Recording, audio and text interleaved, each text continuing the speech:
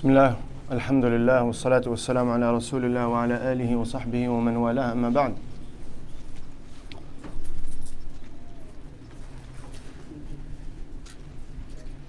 One of the purposes of the deen of Allah subhanahu wa ta'ala and Islam is to discipline the human soul.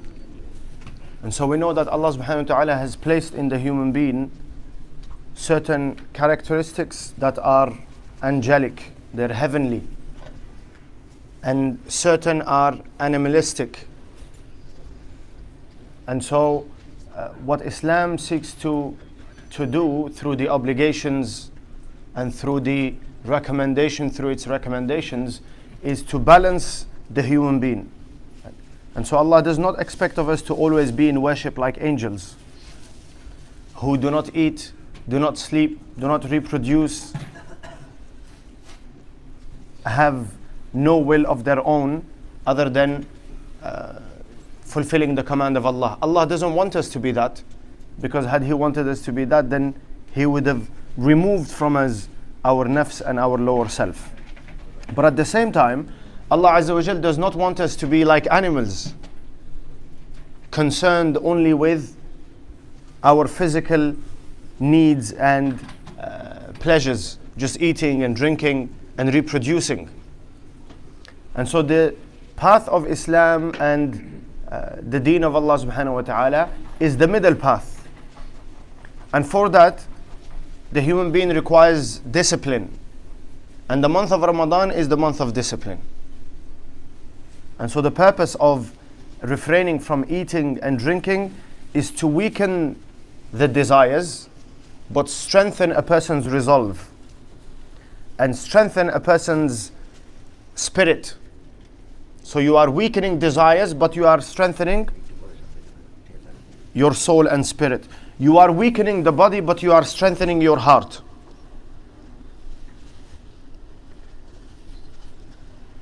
And so this blessed month of Ramadan, although it may seem difficult, because we have to readjust perhaps our sleeping times, because we are going to be sleeping much later, waking up for suhoor, and then trying to get a few hours sleep before you have to get up again and go to work.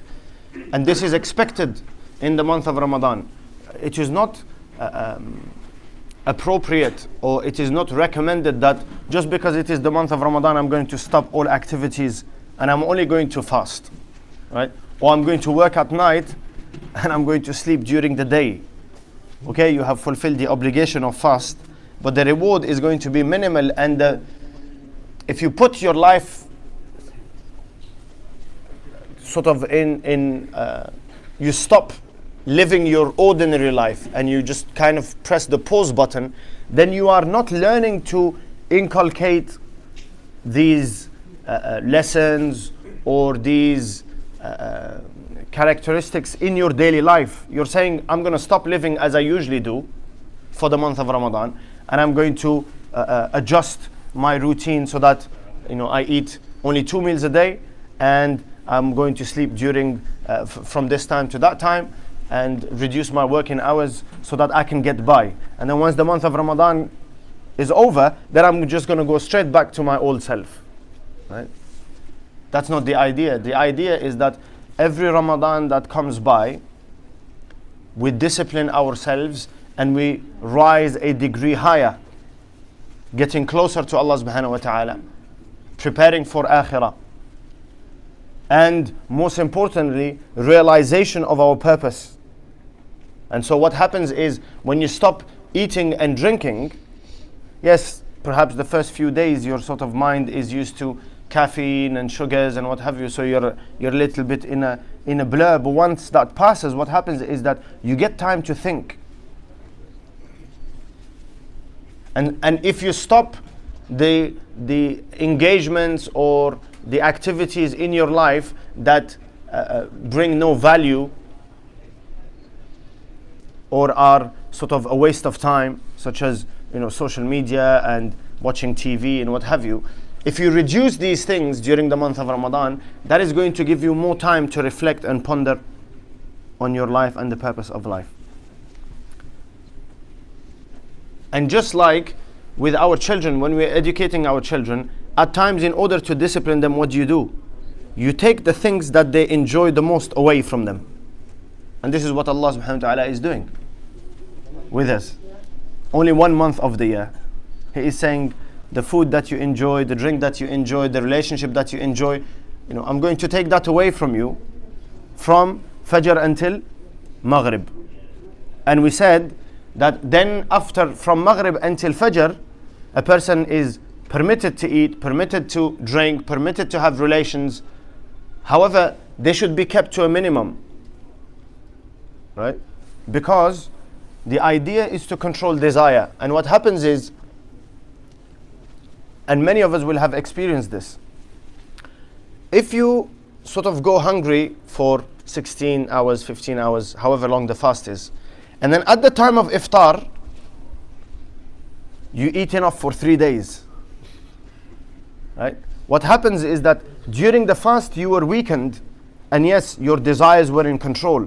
But now that you have given the body more than it needs, you have given your body, you've nourished it in a way that energy levels are, instead of being at 100%, it's gone up to 200%. What is going to happen? The desires are going to go. Well, so what happens is that often what you find, that during the fast you're able to manage and not sin and what have you, and then once you've had iftar, okay, you've come to the masjid, you pray tarawih, and then you've got a few hours until fajr, and you're thinking to yourself, so what do I do now? Right? And because there is this surge of energy, it's going to do what? To lead to either overindulgence in halal, which is not recommended in the month of Ramadan, or it may lead to haram. And so it is very important for us to grasp these meanings. And Imam Ghazali rahmatullahi alayhi says that at the time of iftar, just have what you usually have for your evening meal. That quantity. And that's it. And don't make all of these, Ramadan comes and the sisters bring out recipe books, right? All of those nice little things that are in our culture and our food and what have you, we start to make them in the month of Ramadan. That's not advisable. Okay, one or 2 days here and there, there's no harm in doing that. Allah subhanahu wa ta'ala has not made enjoying the halal haram in any way. And so it's okay to indulge to a certain degree, but always remember what we said last week, that try to stand away from the table and stop eating while you still can and you still have an appetite, right? You're still desiring food. You can have a little more. This is discipline to the nafs, right?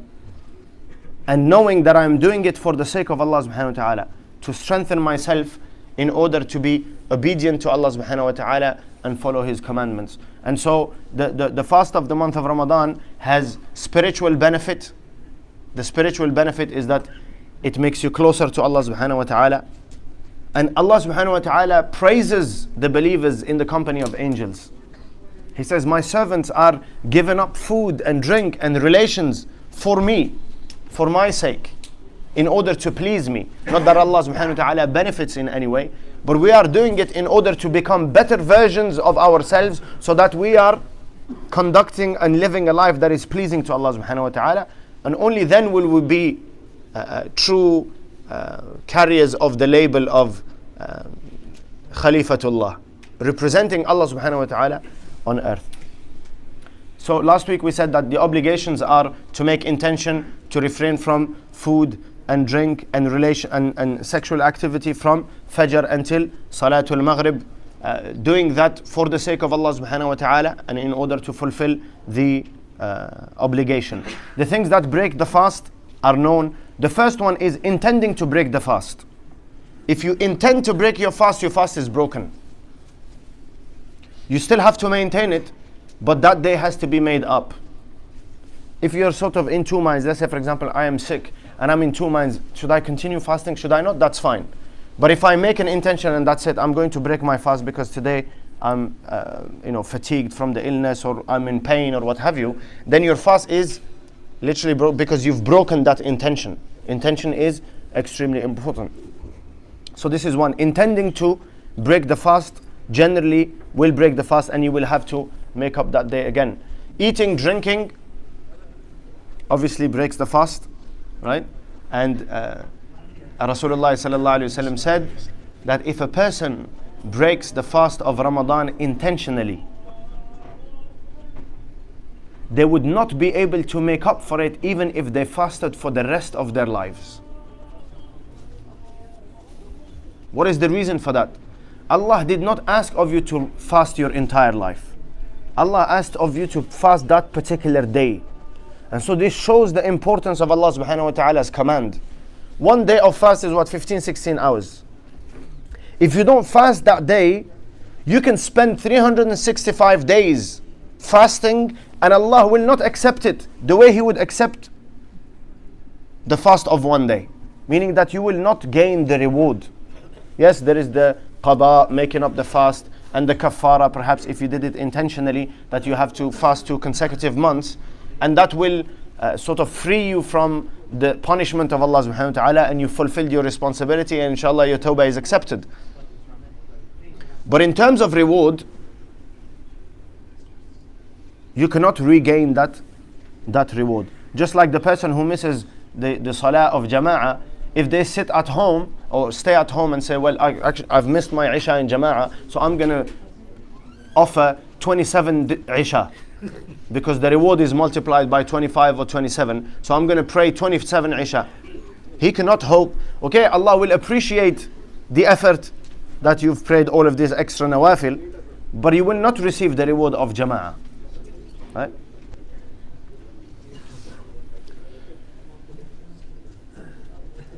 The things that are disliked in the fast is firstly, complaining of thirst and hunger is actually disliked, right? Likewise, we know that according to some ulama, that you can use the miswak until midday, and after midday you should avoid. And so brushing teeth falls in the same category, although brushing teeth is something that is makruh. Using toothpaste and toothbrush is makruh, disliked, meaning that it does not break the fast if nothing goes down the throat, right?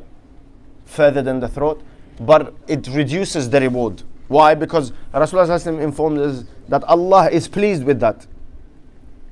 Allah loves the smell of the mouth of the person who is fasting. And we know that it's an uncomfortable feeling for yourself, firstly, and for those that you meet, right? And so you're putting yourself in a position of discomfort for the sake of Allah subhanahu wa ta'ala, and Allah praises the person, meaning that it is beloved to Allah, that Allah praises His servants that are fasting with this.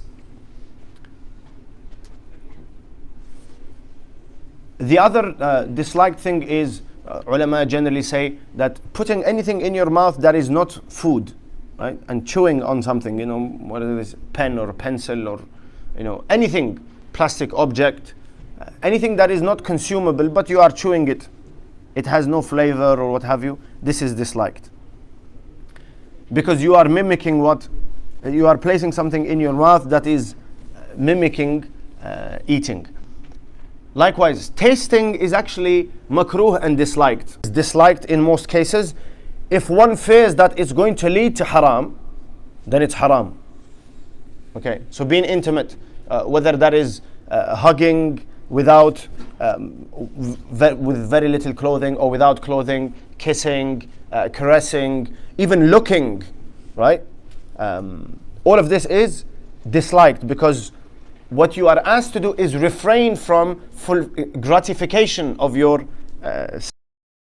desires, right? And what you're doing here is, okay, you're not breaking the fast in terms of there is no intercourse, but you are still gaining some pleasure from it. Like the person who just sits around in the kitchen smelling the food, right? You're not eating, but you're enjoying, exactly. And what we want is not to enjoy, okay? But Aisha radiallahu anha does say that Rasulullah would kiss his wives during the fast, but she adds at the end that he was in control of of himself, which means that it was not sexual in any way. That is also important. And then overindulgence is food is disliked, right? Delaying iftar is disliked. Not having suhoor, obviously, because suhoor is a highly recommended sunnah, so that is disliked if a person can make suhoor, even if it is a few sips of water. Or even if I know that I am incapable of waking up that early and I have a little sort of meal just before going to bed, a few dates, glass of milk, something like that, with the intention of suhoor, inshallah, that will be that will fall in the you will gain the reward of suhoor. We said last week, overindulgence in food when you can eat, oversleeping, and so try to keep, the ideal is reducing sleep, right? In order to do more worship. That is the ideal. But if you can't, then maintain, whatever your sleeping hours are. If it's 6 hours a day, 7 hours a day, 8 hours, maintain those. Don't oversleep. So don't go out of your sort of routine and your habit to compensate for the lack of food or the lack of energy due to not eating. If we do that, then the sleeping of the fasting person is what is a ibadah and a worship in of itself. Why? Because it provides him with energy or reduces some of the fatigue so that they can worship. And it's actually highly recommended to sleep during the day, right? At some point during the day, from midday onwards, to have a nap in order to be able to focus more and have the energy for the tahajjud or the tarawih prayer. In a hadith, Rasulullah ﷺ says that ghiba, namima, which is backbiting, tale-bearing, indulging in any sort of sinful speech, cancels out the reward of the fast completely. Because he says those things break the fast. In that, and this is very important, controlling our tongue. To a certain degree, we understand controlling the ears, right? And we, to a certain degree, understand controlling the sight. We understand controlling our belly in the sense that we don't eat haram. Generally, as a Muslim, you kind of are aware of that, right? Controlling our private parts, we have a certain degree of control on that. We may commit other sins like looking at haram, but when it comes to the actual sin, we avoid it to a certain degree. The problem that we all have is controlling our tongues. Everyone, illa man rahimallah, except the very few. Perhaps out of nature, a person who doesn't speak much, right? And so it's not really, it's not praiseworthy because they're not going out of their way in order to control their speech. This is why Rasulullah specifically mentioned من لم يدع قول الزور والعمل به فليس لله حاجة أن يضع طعامه وشرابه. The one who does not give up false speech and acting on it, then Allah has no need for him to deprive himself of food and drink. And so controlling of the tongue. What happens with us, we kind of give ourselves this freedom pass in the month of Ramadan to say whatever it is, because and the excuse is I'm fasting, right? And so you just have to tolerate me. I'm fasting, I'm sorry, I'm going to be a bit more angry and a bit more moody and what have you. And yes, you can't control your emotions. And so if there is a little bit of bad moods or some anger and what have you, Sharia doesn't tell you that you've got to control that, other than don't act out on your moods, don't act out on your anger, and be in control of your tongue. If we can gain this and benefit from this, because Rasulullah ﷺ says that many people will enter hellfire because of their tongue, what is said. And this is why, specifically during the fast, be very careful. Just don't talk about people. Avoid talking about others. And don't engage in that conversation. And if you find yourself in that conversation, be confident to sort of, remove yourself from there and say, I don't want to engage in this because I want to protect my fast. Don't talk about people whatsoever. Don't say something good, don't say something bad.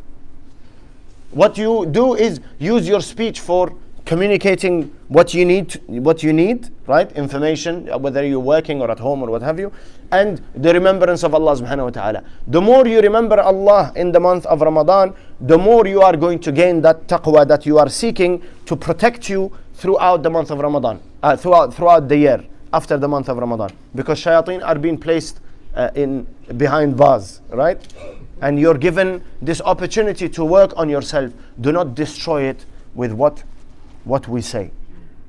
And so these are the things that are disliked. We all know what breaks the fast. Inshallah Azza wa Jal, next week we'll look at commonly asked, the common asked questions about medication and certain medical procedures and what have you, and whether they break the fast or not, whether a person has to make up those fasts or not after the month of Ramadan. We ask Allah subhanahu wa ta'ala to grant us more understanding and enable us to take most benefit from this blessed month of Ramadan. Subhanallah wa bihamdihi, subhanakallahumma bihamdika, nashhadu an la ilaha illa anta nastaghfiruka.